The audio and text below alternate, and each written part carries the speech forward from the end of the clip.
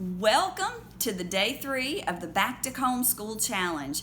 I hope that you are learning something about getting your year started. Those of you that are just new to homeschooling and those of you that have been in homeschooling a while, I hope that this is helping you solidify your school year. I have read your concerns and your curriculum and your activities, and those things seem to be on the right track.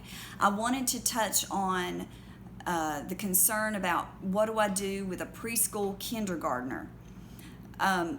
This particular challenge is going to deal more with school-age ready families and how to set up our school year. We will talk later at a later time about what to do when you have preschoolers and whatnot. So even if you have a preschooler, you can still hang in there and get a feel for what it's like to set up a school year as well. But we will touch on that more in the future. All right, just as a review, we've talked about the 5 styles: traditional, classical, unit, literature-based or Charlotte Mason, and freestyle or unschooling. We've worked on deciding our main 4: language, math, language arts, math, history, and science.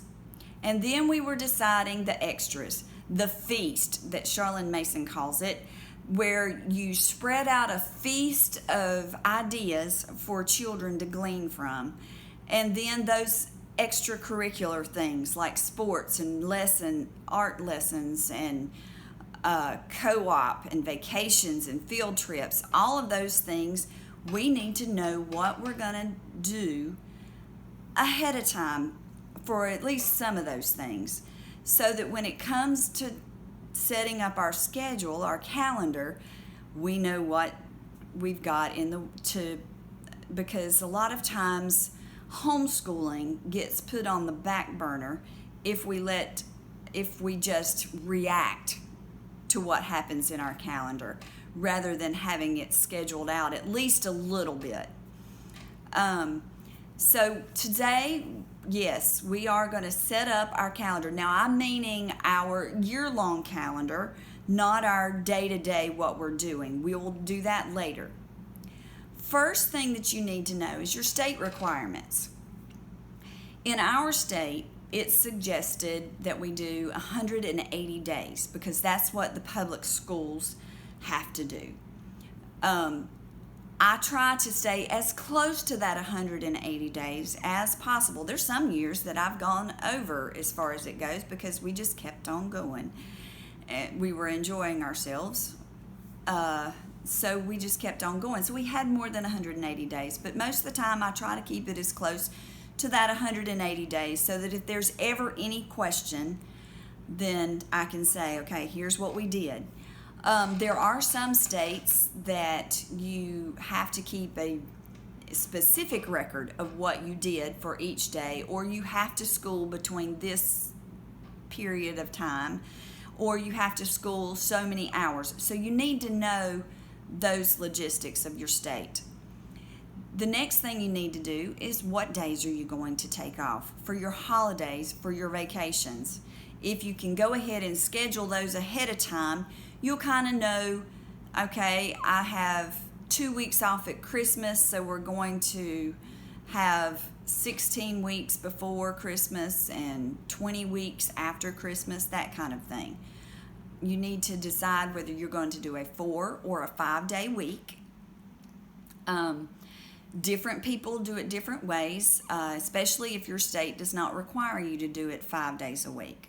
I don't know if there's any that do or not. We tend to choose a 4-day week. Just because I take one day that becomes, we have to take care of our family. We had parents that we have to take care of. We have shopping that's got to be done, that kind of thing. And I keep my running around to that one basic day a week. There are some families, like earlier when I did the live video, I had one family that said they do school on weekends sometimes. And yes, we do too. if we're on vacation and it turns out that we've gone to several historical sites, I accumulate those hours and count that as part of a school day. And then you need to have your list of activities ready. Those things like co-op and field trips and that sort of stuff. You need to have those ready. And then you need to get a 12-month calendar. Now, I'm meaning one like this, which has all the months on one page, and you can just mark the days, which I got this one on Pinterest. So, or you can use one like this where you have the calendar and then you have lines. And I prefer to use one like this because I can't fit everything in those little boxes. And so I just write the days and dates down that I need. For example, we have an eye doctor appointment on the 21st of August. So I have that written down. In September, we have a co-op that's on a couple of the days. And so I wrote down the dates, 21st and the 28th is co-op. And that sort of thing. I write my field trips down. And that way I know ahead of time that those are dates that I need to block off and are not going to be academic days. And then I can put a little 1 or 2 or 3 beside each of the weeks so that I know basically how many weeks it's going to take me, because 180 days is 36 weeks. So I figure out 36 days, or weeks rather, through that for the months. Now, you can find that on Pinterest if you want to find calendars on Pinterest, or in a little bit, I have posted on our Facebook group the freebie that I created, this one.